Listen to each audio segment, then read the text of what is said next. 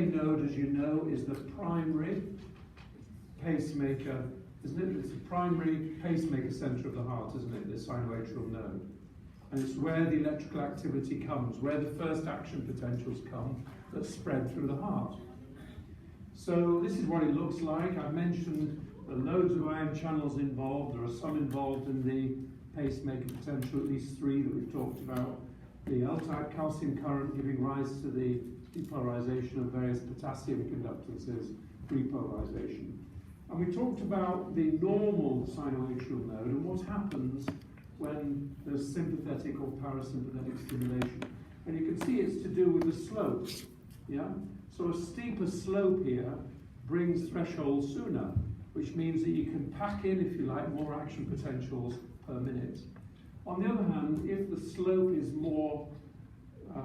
less, the slope is reduced, if you like, is more gradual, it takes longer, doesn't it, to reach threshold. So you'll end up with less action potentials per minute. So the question now really is what's going on during this pacemaker that will help us understand how the mechanism, if you like. And if we look at this first of all, this is showing the effects of parasympathetic stimulation. So think parasympathetic, think acetylcholine. We know that acetylcholine slows down the heart, and so what we'd expect is that slope to get more gradual, yeah? So threshold is reached later. And if you look at this trace, these are action potentials, look. Bradycardia simply means slowing of the heart, tachycardia, speeding up of the heart. So this is before stimulation here. And what you can see is action potentials. You can see the slope here, and then X marks the spot where we've applied parasympathetic acetylcholine. We'll do it in the real heart on the 27th, we'll show you. But what can you see is changing now between the action potentials here and the action potentials after application of acetylcholine? Just looking at those traces, what do you see? Slope. Slope is one. What's happening to the slope? It's becoming more gradual, isn't it? So look at the gradient here compared to the gradient here. So it's becoming more gradual, isn't it? So that means threshold will be reached later. What else can you see here? Okay, you can see the rate. These numbers here, 700 milliseconds, 700 between beats, if you like. It's got longer, hasn't it? And then after application of the drug, in this case acetylcholine, as it's washed off, it starts to return back, doesn't it? So you can see that initially after application, there's a big gap between action potentials. And then it goes to 900, and so on, back to control as it's washed off. Well, what you can also see a bit more subtly here is you can see a bit of a, what's this? Where this is coming down, what's it called? Hyperpolarization, yeah. And what might cause that, do you think? Potassium, yeah. So for example, if you had a channel called a ACH potassium channel or an ACH controlled potassium channel, yeah? And if you got, what would have to happen? Normally what happens is you get some potassium movement out, don't you, from high inside, yeah, to low on the outside. So if you open potassium channels, what happens? Potassium moves out, doesn't it? And the membrane potential becomes more negative, becomes repolarized, doesn't it? So if you had a channel that was response to acetylcholine and it's opened up a bit, and it was sensitive to potassium, what would happen? More potassium would move out, wouldn't it? And if more positive charge moves out, it means it becomes more negative, doesn't it? Yeah? So that's how you explain this transient hyperpolarization, if you like. But this slope here, it's because of the funny current, it's the sodium current. So if I want to make that slope more gradual, I need to shut down the sodium channels, the funny current, doesn't I? If I wanted to make it steeper, I would open that up. So another effect of acetylcholine is on the IF or the funny channels. So if we summarize that, here we are.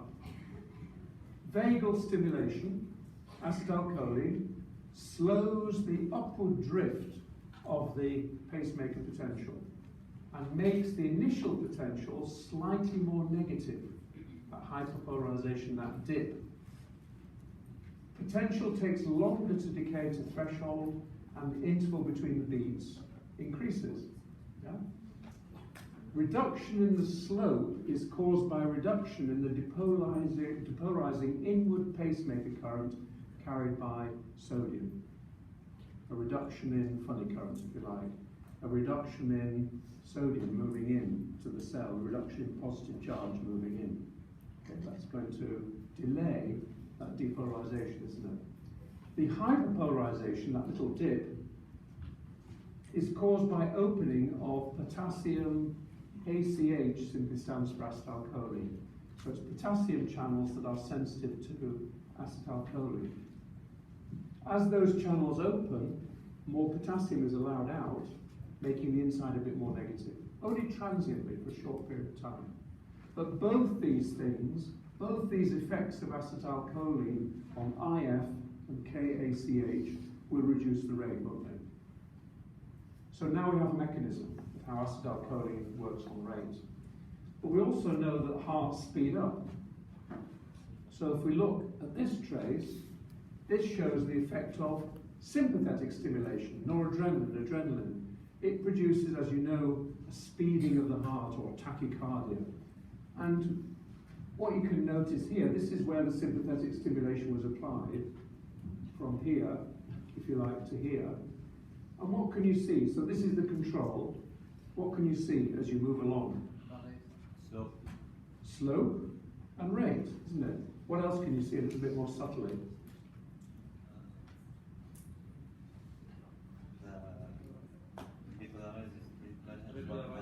Gone higher, hasn't it? So we can say the amplitude, if you like, or the, yeah, great. So here's the slope before application of noradrenaline. When we apply noradrenaline, you can see that this slope gets steeper and steeper. Can you see that? Because the catecholamines affect this funny current, sodium, they'll allow more, they'll open the door a bit so more sodium can go in, so more positive charge, and that will tend to bring the pacemaker potential to threshold sooner, won't it? Okay? A bit more subtle that you spotted is that the size of these action potentials gets bigger. Can you see that? Why? What do you think is causing that size? Think about the sinoatrial node action potential. What is it? Calcium, isn't it? Calcium. So one explanation of all this increase in size, because we know the upstroke is L-type calcium current, don't we? We know that. So if you get a bigger size, it could be that the catecholamines are affecting L-type calcium current. We know that in muscle, don't we? Because that's how in muscle they contract more forcefully. Yeah? So this is the mechanism, if you like, of tachycardia brought about by noradrenaline and adrenaline. So what we understand now is the mechanism of increase and decrease of heart rate. Yeah? Noradrenaline, adrenaline, and acetylcholine, or sympathetic they will affect the rate. Parasympathetic slows, sympathetic speeds. Okay? In terms of muscle contraction, it's the sympathetic that increases the force of contraction. The parasympathetic has little effect. Why? Because the nerves bringing acetylcholine don't feed into the muscle very much. There's not much innovation. Yeah? That's why. Sympathetic force and rate, parasympathetic rate. Good. I think that's more or less.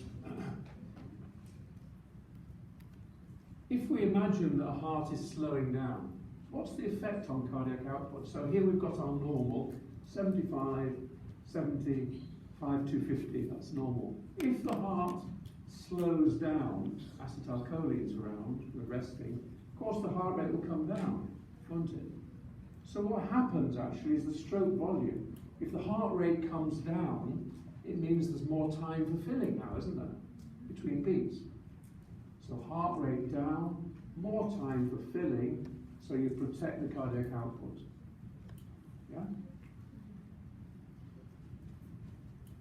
It's all right, that's okay. Good. In a nutshell, this is a little diagram showing the sympathetic and parasympathetic, the vagus being the parasympathetic, and the sympathetic cardiac nerves carrying sympathetic stimulation. And what you can see here is that the sympathetics, in the purple here, they not only innervate the sinoatrial node, but they also innervate the muscle extensively. Can you see that? Cardiac muscle. Whereas the parasympathetic vagus, essentially they innervate the sinoatrial node and of course the AV node, but they don't spread throughout the muscle. That's why I say sympathetic affects force and rate, whereas parasympathetic mainly affects rate. Yeah.